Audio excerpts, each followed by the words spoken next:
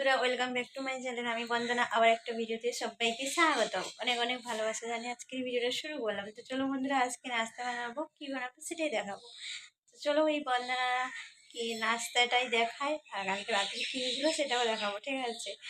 তো চলো বন্ধুরা, শান্তি থেকো আর আমার পাশে থেকো, সবাই দেখতে থাকো। Let's go. তো দেখো বন্ধুরা, রাত্রে আজকে ডিনার হবে পাও আর পাও ভাজি। দেখো, এটা পাও ভাজি আছে আর এটা পাও আছে। তো আজকে রাত্রে এই খাবার। চলো বন্ধুরা, দেখতে থাকো। কারা কারা পাও আর পাও ভাজি খেতে ভালোবাসো কমেন্ট করে অবশ্যই জানাবে। আজকে বানাবো আলুর পরোটা। তার জন্য নিয়ে নিয়েছি আটা।